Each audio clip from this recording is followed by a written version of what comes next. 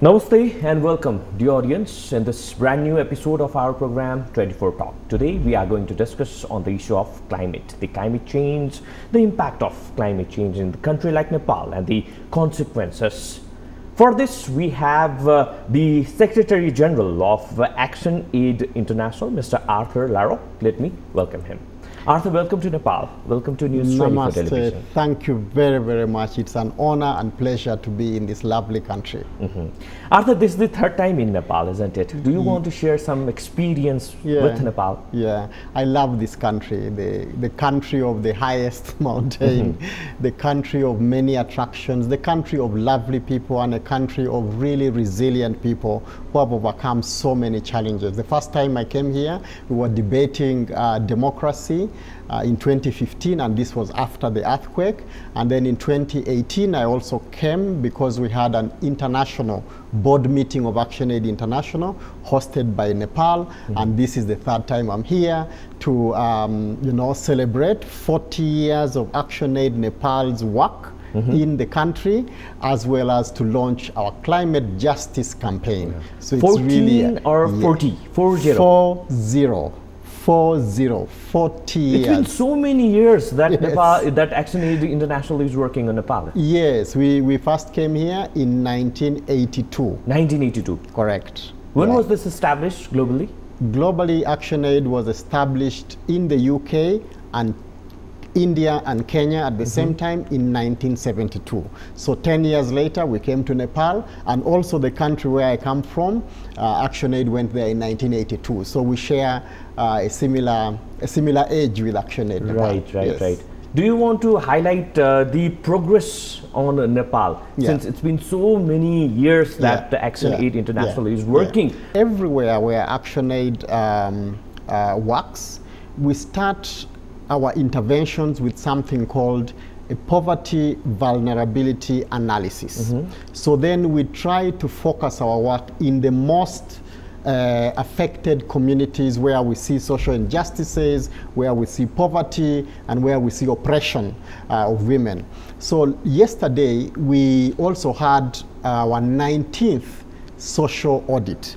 Social audit is a space where partners, the government, the media, and different stakeholders come every year to ask critical questions about what change Action Aid has created in its work, and to respond to questions, including questions of where we could have failed. So you asked a very important one about what change really have we created. First, I think we have been very active in humanitarian crisis and response. So the earthquake in 2015 was a significant milestone. We did have all through the decades we have been in Nepal. We have had interventions in children, built schools for children in many communities. We have supported smallholder farmers or women. We have responded to domestic violence. We've done lots of work around adaptation to climate change with smallholder farmers. We have initiated several campaigns around Nepal, and this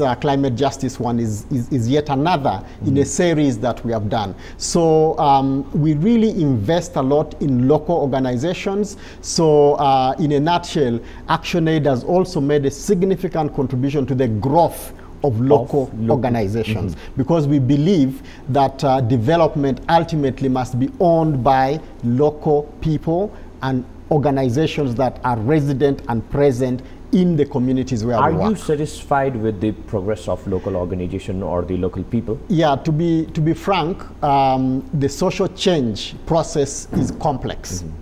And I am proud about the steps and the progress and the achievements we have registered, but it's not yet to the level we expect. This is what where I just want to ask you that it's been 40 years that Action Aid International is working in Nepal, isn't it? And it carries a long history globally. There are so many organizations, there are so many INGOs, there are so many NGOs, so many donor agencies. They have been, investing a lot to uplift this kind of society, this kind of people, isn't it? But still, we have not been able to attain the attain that goal. Yeah. What is the Yeah. main reason behind this? Yeah. You see, development is very complex. It's not just about an intervention. So we do several projects in education, in livelihoods, in agriculture, in climate, because transformation requires changes in the systems that make people poor and oppressed.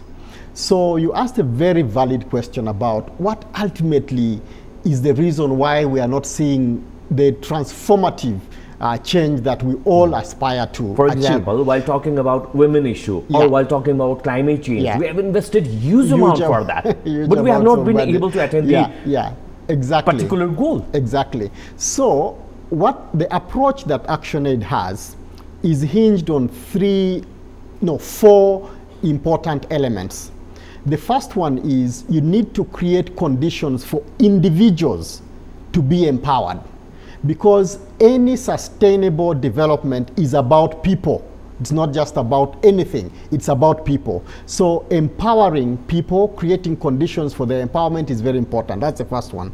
The second one is that you cannot make significant change alone as an individual. So we focus on building solidarity amongst people. In fact, ActionAid as an organization, if you ask what is the major currency of our work, it's solidarity, building solidarity. And the third element is campaigning to change the systems that make people poor and make people oppressed. So systems change is very crucial. And the last one is called alternatives, where through our research, knowledge building, reflections with communities, we try to put forward alternatives to what needs to be implemented. And this we engage with the governments, because government has an illustrious infrastructure, it collects taxes, it has control over a larger population of people, and so we need to make sure that government is actually responding to the systems that need to change. What kind of system you are talking about? So if we talk about, there are three examples I can give about systems change that is required.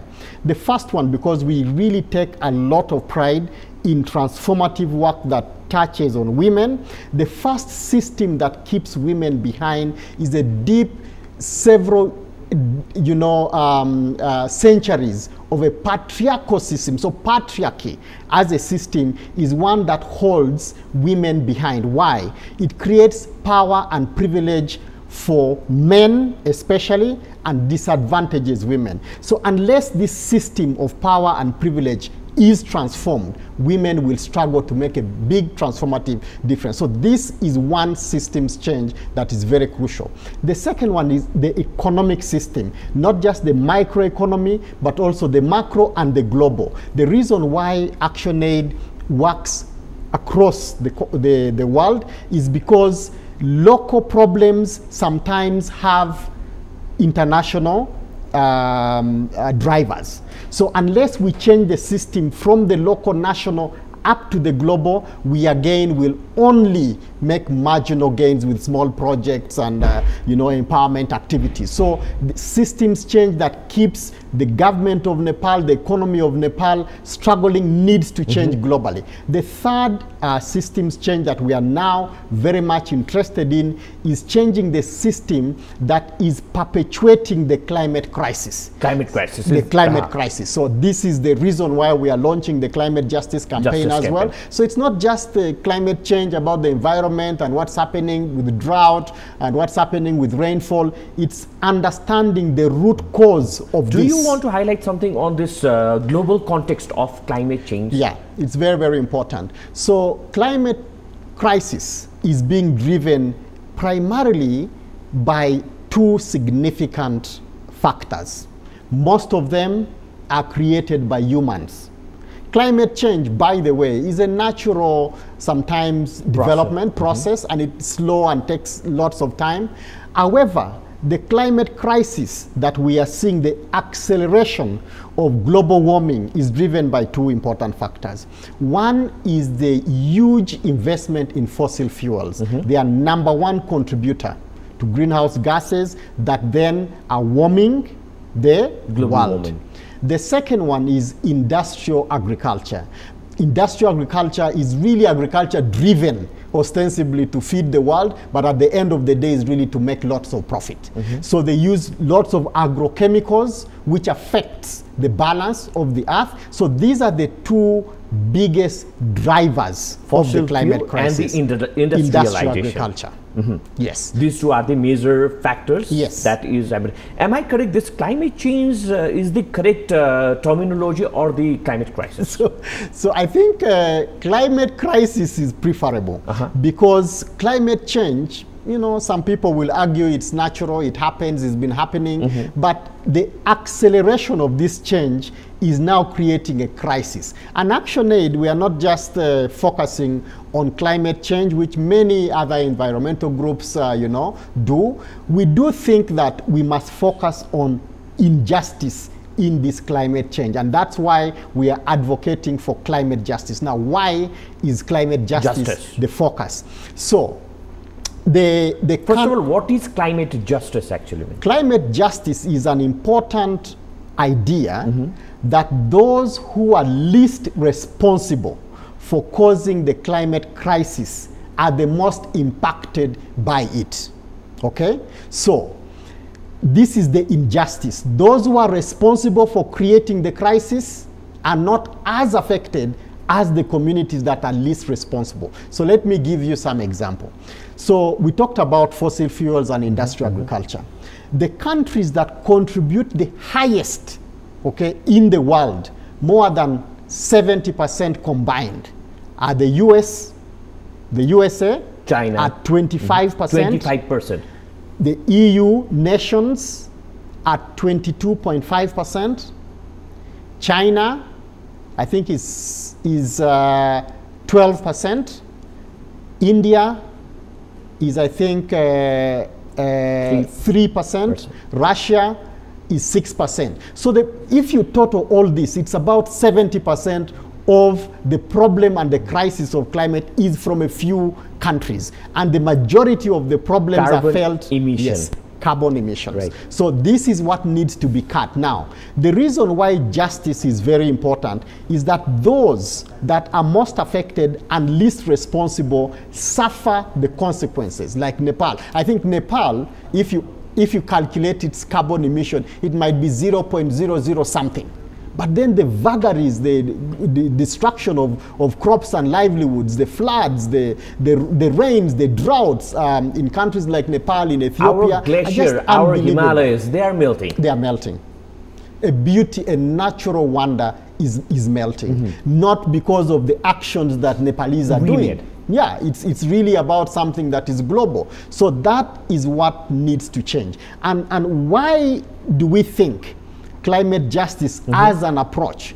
So the focus of our climate justice campaign, really, I want to illustrate it in a simple way. You know, when you have a pot of milk, okay, and you put it on fire, okay, when the fire gets hot, the milk starts boiling over. Now, the solution sometimes is people try to blow the milk so that the foam goes down, the froth goes down. That's not sustainable. Others try to remove the saucepan and the pan from the fire. That's also not sustainable. We believe, as ActionAid, that we need to remove the fire. Remove the fire from under the milk pot. It will settle. This is what we must do. Remove the fire from the companies that are most responsible, fossil fuel companies, is it as possible? Well as. Is it possible? Absolutely. Because we have to boil the milk as well. Yes. And removing the fire. Yes, it is a bit contradictory, isn't it? You need to, what we are talking about is that the world is warming. Okay, but it's warming in unsustainable ways. So we need to moderate these temperatures. And we already said earlier that the first and most significant drivers are fossil fuels as well as industrial agriculture. These have alternatives. So it's not about completely eliminating agriculture. We have alternatives like agroecology.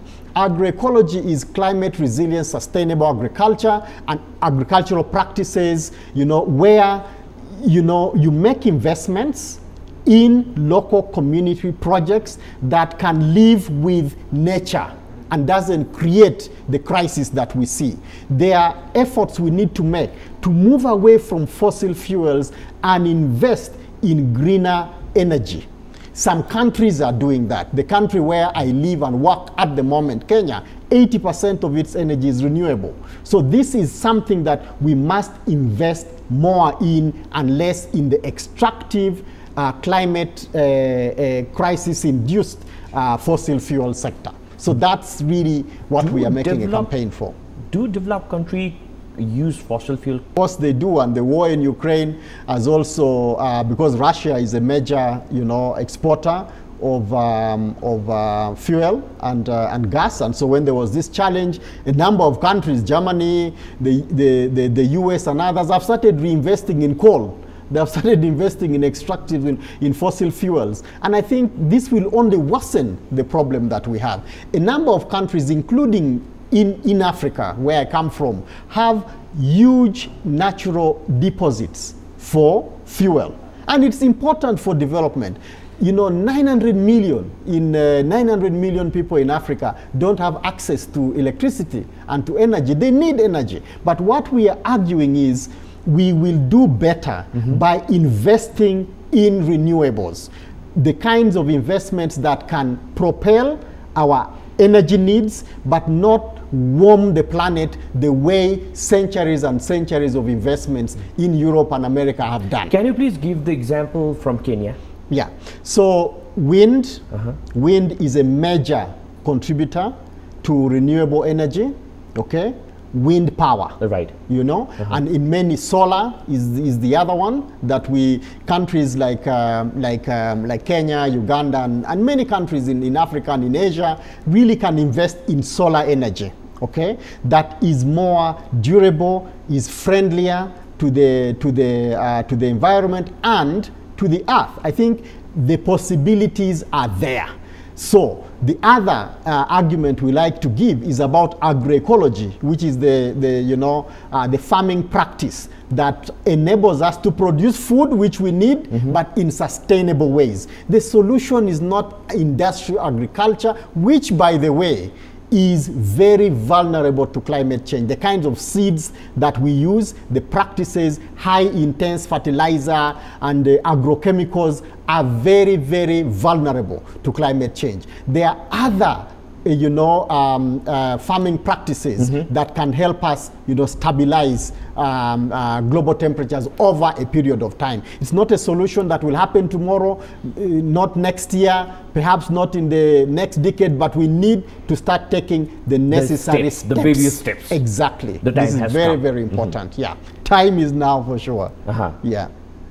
Arthur, there are lots of things to discuss, but it's time to take a short commercial break. So we'll be right back after this short commercial break. Great. The audience will be right back after this short commercial break. Welcome back, the audience. Today we are focusing on the climate issue, and we have the Secretary General of ActionAid International, Mr. Arthur Larok. Let me welcome him once again. Welcome, Arthur. Welcome once again. Thank you. Thank you. Arthur, while doing a bit of research, IPCC, is it possible to limit the global warming to 1.5 degrees Celsius by 2030? That's the target, but to be honest, a lot of evidence suggests that unless we take dramatic actions, we may fail to achieve that target. That's why it is urgent that everybody in every country takes this seriously. There are many priorities we have in the world, but if we do not invest in reducing these emissions that are warming the world, all of us will lose. Nobody will win, ultimately. So I think it is something that we must rally our efforts around, whether you work in natural sciences, in social sciences, in politics, locally, internationally. It is something that we should rally around because it's our common humanity. I like to argue that, the world can always find its balance. Okay, the world will be here. centuries and centuries after we have gone, the world will be there. But it's humanity that will disappear. This is the reason why we are concerned. So climate crisis is not just about the environment and the earth. It's about people. It's about you and me. Right. It's about our parents, our children, and the future. So this is why human action, which is responsible for this crisis, must be taken to reverse it. Why? Why America, or why Russia, or why China, or why European Union is not giving priority to reduce the carbon emission, or to focus on this climate crisis?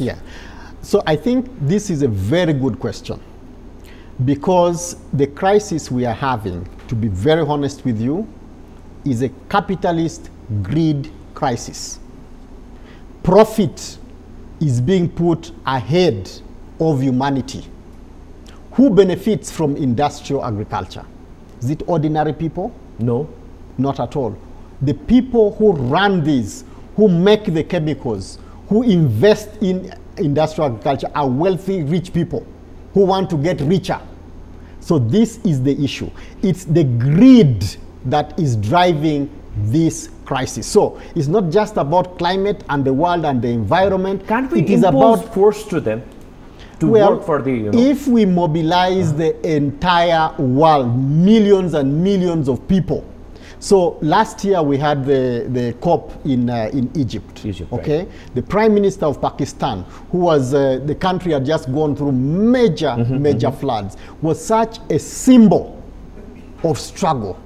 He could speak about the crisis in his country that really greatly contributed to some of the gains that we made in Egypt, like the setting up of a loss and damage fund, for instance. Because one of the areas we are advocating for ActionAid has been working in this area on loss and damage for the last 10, 15 years. The idea is the losses that we are seeing with our farmers, with our agriculturists, with all our families and livelihoods must be compensated, because we are not responsible for it. Yesterday I was meeting a lovely colleague here in Nepal called Gita. She's been working with local communities for a long time, and she told me in 2014, way before the world started talking about loss and damage, communities in the mountains around Nepal were already demanding for loss and damage from the government of Nepal. We set up a system to respond. Now, this was a small intervention, but it's what we need to do at a global scale. So it's possible, because everybody will sink in this crisis if we don't act. Rich, poor, whatever. We will all be eliminated. So it's in our interest. Why are you keeping riches if you are going to disappear as well as a common humanity? So I think this is very important message to pass. It's not just a message of doom, it's a message of possibility, because if we reverse this human created extraction, we will save the world and we save humanity.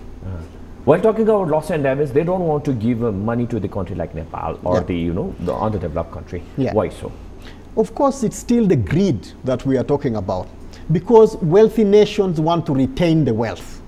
They are responsible for the crisis to a large extent and do not want to take any responsibility for it. That is why Nepal, Malawi, Zimbabwe, Ghana, Guatemala, Brazil, India, Bangladesh need to unite, and we make this demand consistently.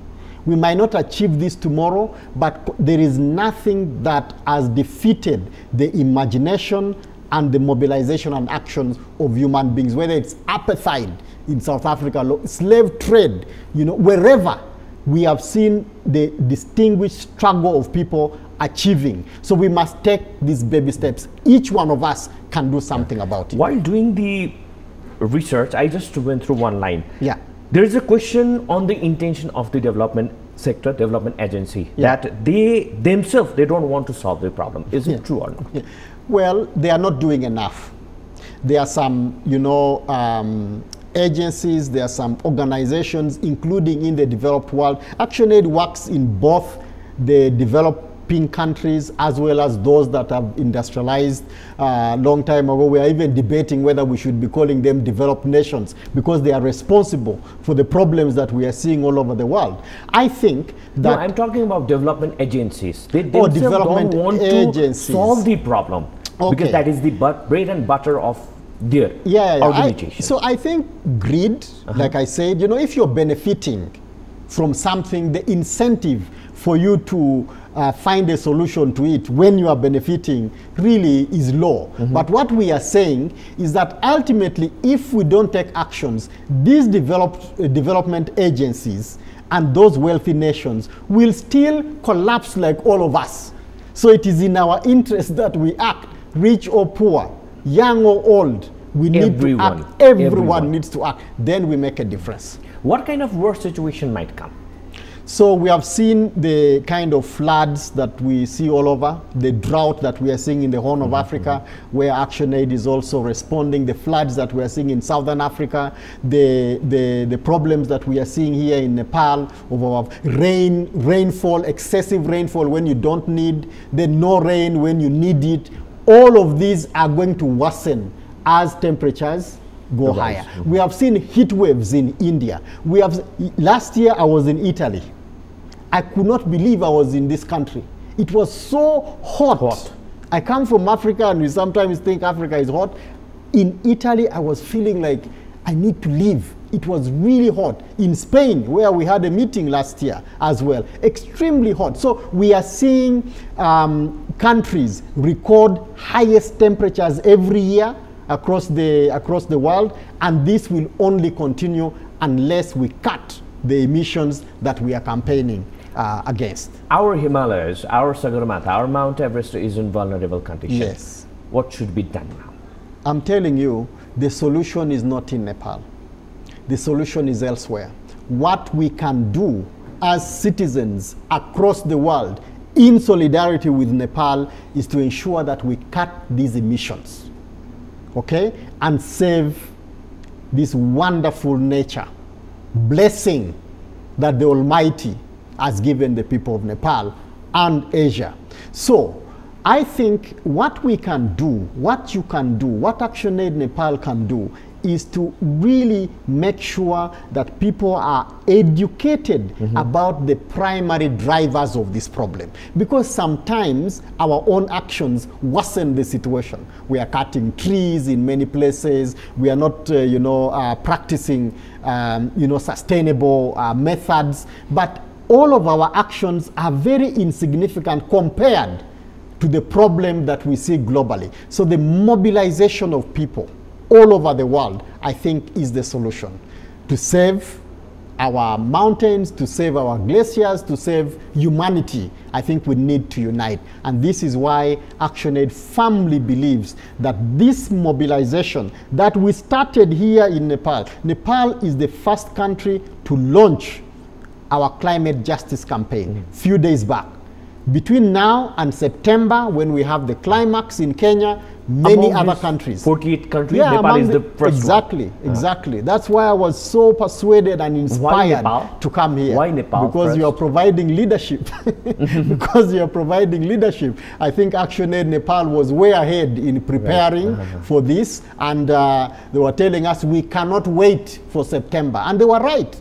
So the mobilization they have done with universities, with students, with women, with young people, I was really attending inspiring, testimonies a few days back at the academy, and they have set a very high standard for other, countries where ActionAid operates to beat. And I think, inspired by ActionAid Nepal, we will try to do more in other parts of the world, and so that together ActionAid can inspire a global movement for climate justice. Can we attain the goal? We will. If we act together. Till when? Well, the target is to reduce this by 2030, not to go beyond 1.5. And I think if we do take these dramatic actions that are required, we have 13 years, to reverse this trend. And unfortunately, scientists are saying we are running out of time. We are running out of time. So there is no minute to waste That's why even when internally in ActionAid we were saying, oh, let's launch our campaign in September, ActionAid Nepal said there's no time to waste. We must act now. And I really understand why that had to happen. Everything should be done with urgency, but with hope and belief that we can achieve. Can development and this environment go parallelly? Of course, we can maintain the environment. We learn a lot from local communities and how they have lived with nature. Before we started seeing industrial agriculture, we were living in harmony. Farmers could predict when the rain is coming.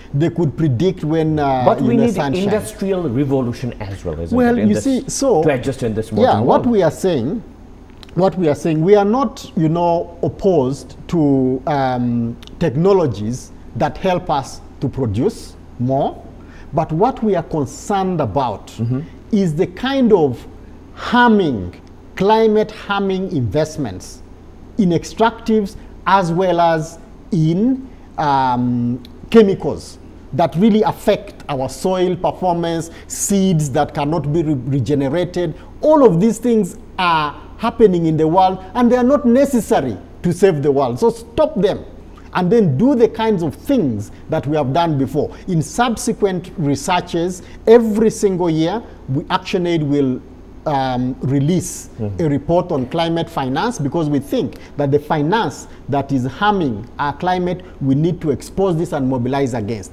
But subsequently, we will also demonstrate that the alternatives that we are talking about, greener alternatives for energy, are actually sustainable. Can we meet the demand? Yes, we Green will. Energy. If we invest, if we make the necessary investment. I was telling you that a country like Kenya, 80% of it is now renewable. Okay, so Kenya also has mineral deposits, it has oil deposits. So we need to persuade the government of Kenya and the world community to invest in renewables so that we we don't worsen the situation already. Okay, my own country is exploring oil and gas. We might be constructing the longest oil and gas pipeline in the world. And we are saying, why should this happen when we can invest in other alternatives? So we need to make a good business case for the alternatives, including agroecology. People will argue that, oh no, we need industrial agriculture because hunger is a big problem. But we want to demonstrate in these coming years that agroecology is an alternative to industrial agriculture. At last, in a nutshell, do you want to say something in a very short line to our audience? I would like to thank you for giving us this space, but more importantly, I want to share the message with all of our global citizens in Nepal that the journey we have begun is possible. If we believe, if we unite, we will achieve. Well, Adar, thank you very much for your wonderful opinion. My pleasure. Thank you very much. My pleasure. The audience, thanks to you as well. Keep watching News 24 television. Namaste.